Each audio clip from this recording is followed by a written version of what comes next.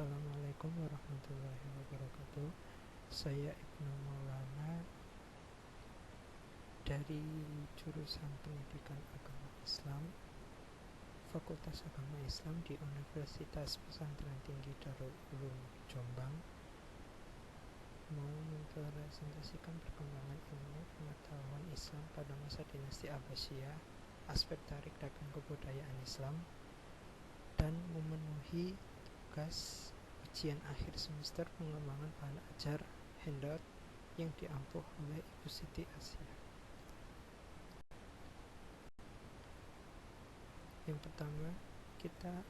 Yang pertama adalah sejarah singkat.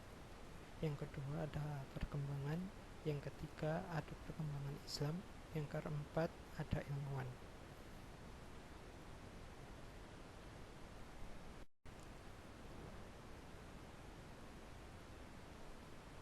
Yang pertama, sejarah singkat dinasti Abbasiyah.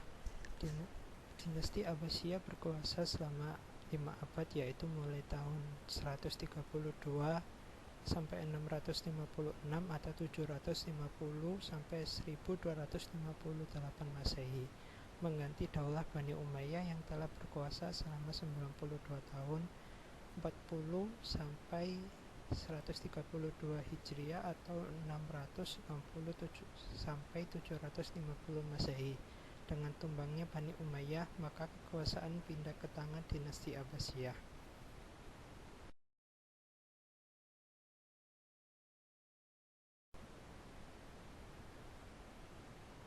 Dinamakan dinasti Abbasiyah karena para pendiri dan khalifahnya merupakan keturunan dari Abbas bin Abdul Muthalib, pamannya Nabi Muhammad SAW.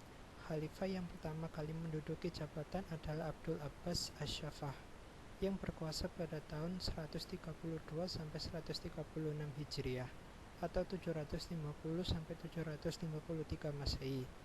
Dinasti Abbasiyah dipimpin oleh 37 khalifah.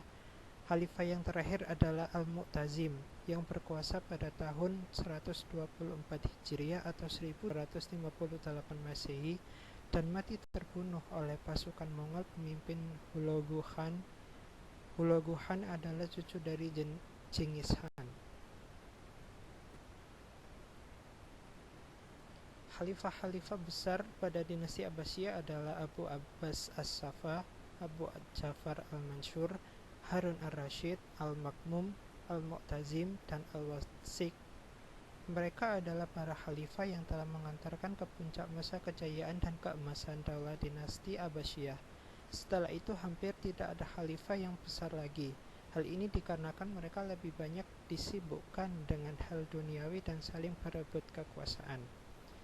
Selama berkuasa, dinasti Abbasiyah mengalami masa kejayaannya mulai dari berdirinya hingga sampai pada masa pemerintahan Khalifah Al-Wathiq Billah tahun 232 Hijriah atau 879 Masehi.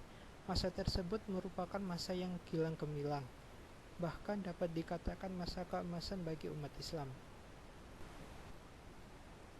Dalam aktivitas pemerintahannya, dinasti Abbasiyah mengambil pusat kegiatan di kota Baghdad dan sekaligus dijadikan sebagai ibu kota negara.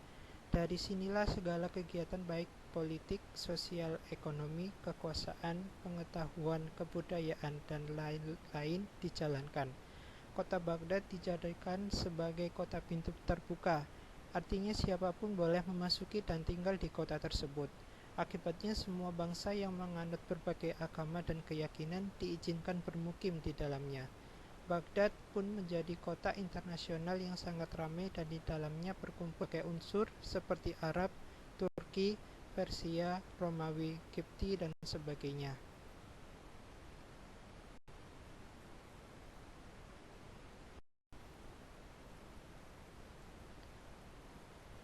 Nomor 2. Perkembangan ilmu pengetahuan pada masa dinasti Abbasiyah. Pada masa dinasti Abbasiyah, kehidupan peradaban Islam sangat maju, hingga pada masa itu dikatakan sebagai zaman keemasan Islam. Kaum muslimin sudah sampai pada puncak kemuliaan, baik kekayaan bidang kekuasaan, politik, ekonomi, dan keuangan, lebih lagi dalam bidang kebudayaan dan ilmu pengetahuan. baik pengetahuan agama dan pengetahuan umum mengalami kemajuan yang sangat pesat. Berbagai ilmu telah lahir. Hal ini dikarenakan antara lain, yang pertama, penelitian-penelitian dan kajian-kajian tentang ilmu pengetahuan yang dilakukan oleh para kaum muslimin itu sendiri. Yang kedua, penerjemahan buku berbahasa asing seperti halnya Yunani, Mesir, Persia, India, dan lain-lain ke dalam bahasa Arab dengan sangat gencar. Buku-buku yang diterjemahkan antara lain ilmu kedokteran, kimia, ilmu alam, mantik, atau logika, filsafat aljabar, ilmu falak, matematika, seni, dan lain-lain. Penerjemahan dan penelitian tersebut pada umumnya dilakukan pemerintahan Abu Ja'far, Harun ar-Rasyid, Al-Makmum, dan Mahdi.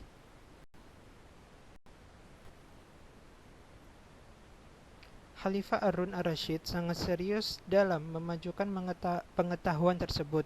Beliau mendirikan lembaga ilmu pengetahuan yang diberi nama Baitul Hikmah sebagai pusat penerjemahan, penelitian, dan pengkajian ilmu perpustakaan serta lembaga pendidikan atau perguruan tinggi. Dengan begitu, kaum muslimin dapat mempelajari berbagai ilmu dalam bahasa Arab, dan hasilnya bermunculan sarjana-sarjana besar muslim dari berbagai disiplin ilmu yang sangat terkenal, juga ulama-ulama besar yang sangat tersohor seperti halnya Imam Abu Hanafi, Imam Malik, Imam Syafi'i, Imam Hambali, Imam Bukhari, dan Imam Muslim.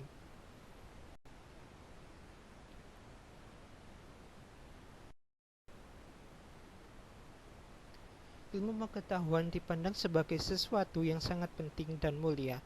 Para khalifah dan pembesar lainnya membuka peluang seluas-luasnya untuk kemajuan dan perkembangan ilmu pengetahuan. Para khalifah sendiri pada umumnya adalah ulama-ulama yang mencintai ilmu, menghormati para sarjana, dan memuliakan para pujangga. Mereka benar-benar menjunjung tinggi ilmu pengetahuan. Mereka mempraktikkan syariat Islam, bahwa tinggi rendahnya derajat dan martabat seseorang tergantung pada banyak sedikitnya pengetahuan yang ia miliki, di samping ketakwaannya pada Allah Subhanahu wa Ta'ala. Pembahasan yang ketiga, yakni perkembangan ilmu pengetahuan Islam pada masa dinasti Abbasiyah. Kemajuan dan perkembangan ilmu pengetahuan Islam pada masa dinasti Abbasiyah sangat pesat, hingga lahir beberapa ilmu dalam agama Islam, antara lain sebagai berikut.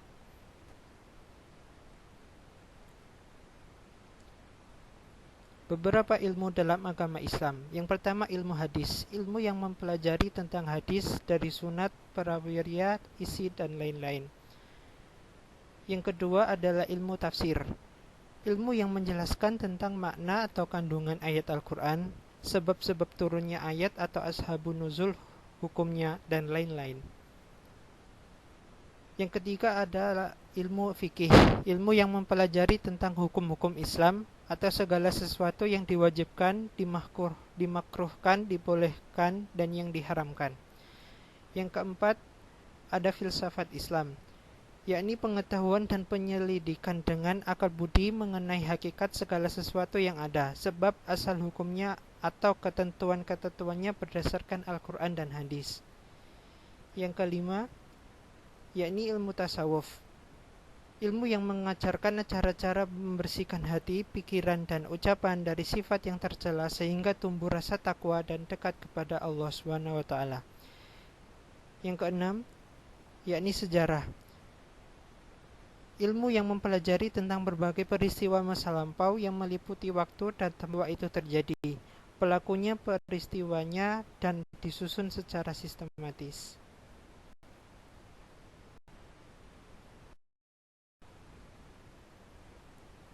Beberapa ilmu dalam agama Islam selanjutnya, yang ketujuh adalah kedokteran.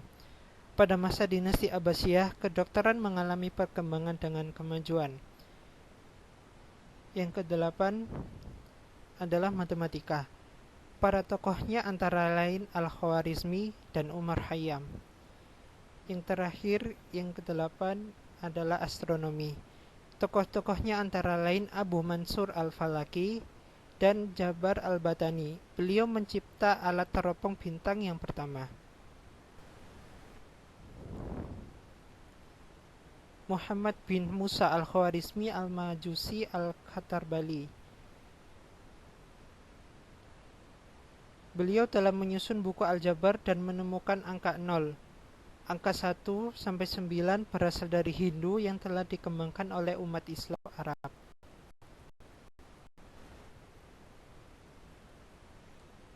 Yang kedua adalah Umar Khayyam. Buku karyanya adalah Treatise on Algebra dan buku ini telah diterjemahkan ke dalam bahasa Perancis.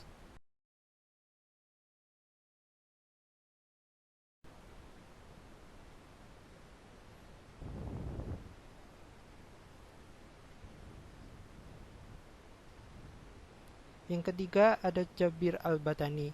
Al-Batani adalah seorang ahli astronomi dan matematikawan dari Arab.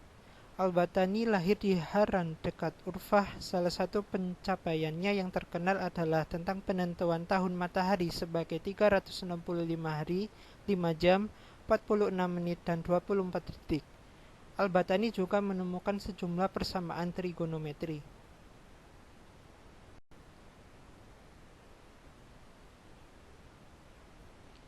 Pembahasan yang keempat yakni ilmuwan atau tokoh-tokoh Islam pada masa dinasti Abbasiyah. Yang pertama ahli filsafat Islam antara lain Al-Kindi, Al-Farabi, Ibnu Sina, dan Ibnu Rushd. Yang pertama Al-Kindi, terkenal dengan sebutan filosof Arab. Beliau menerjemahkan buku-buku asing ke dalam bahasa Arab. Bermacam-macam ilmu telah dikajinya, terutama filsafat. Al-Kindi bukan hanya filosof, tetapi juga ahli ilmu matematika, astronomi, farmakologi, dan sebagainya.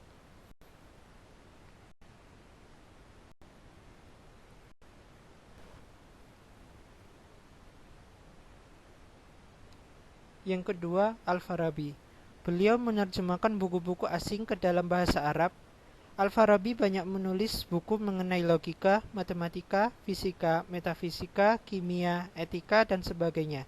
Filsafatnya mengenai logika antara lain dalam bukunya, yakni Syekh Kitab Al-Ibroh li Aristo, menjelaskan logika adalah ilmu tentang pedoman yang dapat menegakkan pikiran dan dapat menunjukkan kepada kebenaran.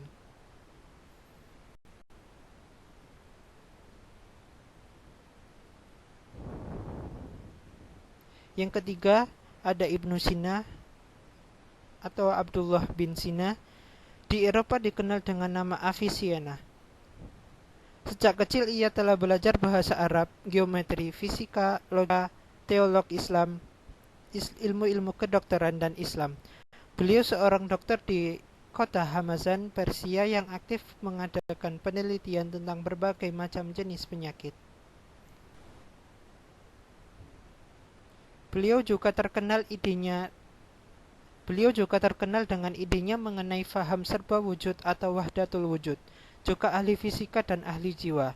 Pada usia 17 tahun, ia sangat terkenal. Karangan Ibnu Sina berjumlah lebih dari 200 buku, yang terkenal antara lain, yang pertama Asy-Syifa.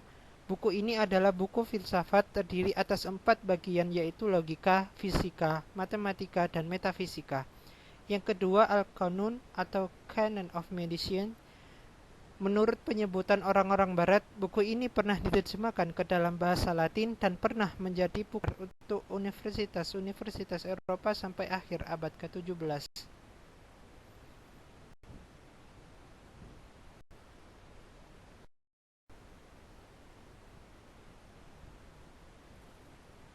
Yang keempat ada Ibnu Rushd. Dilahirkan di Cordova pada tahun 250 Hijriah atau 1126 Masehi dan meninggal dunia tahun 675 Hijriah atau 1198 Masehi. Dia dikenal di Eropa dengan nama Averroes. Dia adalah ahli filsafat yang dikenal dengan sebutan babak rasionalisme. Dia juga ahli ilmu hayat, ilmu fisika, ilmu falak, ilmu akhlak, dan juga ilmu kedokteran, ilmu fikih. Karyanya antara lain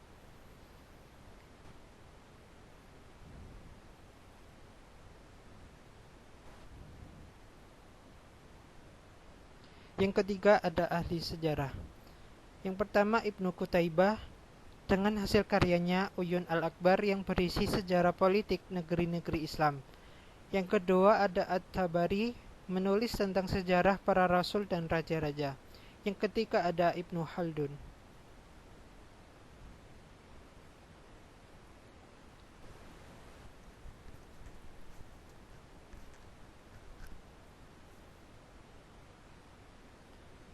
Ibnu Khaldun.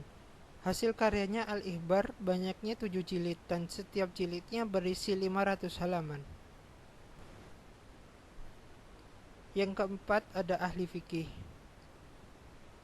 Yang pertama Imam Ibu Hanifah, beliau menyusun mazhabnya yaitu mazhab Hanafi. Yang kedua ada Imam Malik bin Anas, lahir di Madinah tahun 93 Hijriah atau 788 Masehi dan meninggal di Hijaz pada tahun 170 Hijriah atau 788 Masehi. Beliau menyusun mazhab Maliki. Yang ketiga ada Imam Syafi'i, nama lengkapnya Muhammad bin Idris bin Syafi'i. Sewaktu berumur 7 tahun hafal Al-Quran dan menyusun mazhabnya yaitu mazhab Syafi'i. Yang keempat ada Imam Hambali, beliau menyusun mazhabnya yaitu mazhab Hambali. Para mujtahidin mencurahkan segala kemampuannya untuk mendapatkan ilmu-ilmu praktis dalam syariat Islam sehingga umat Islam dengan mudah melaksanakannya.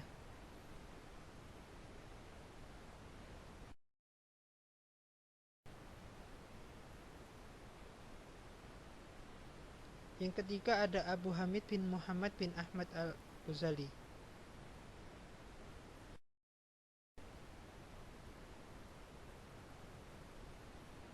Al-Ghazali atau nama lengkap Abu Hamid bin Muhammad bin Ahmad Ghazali. Hasil karyanya yang terkenal adalah Ihya Ulumuddin. Sekian, terima kasih dari saya. Assalamualaikum warahmatullahi wabarakatuh.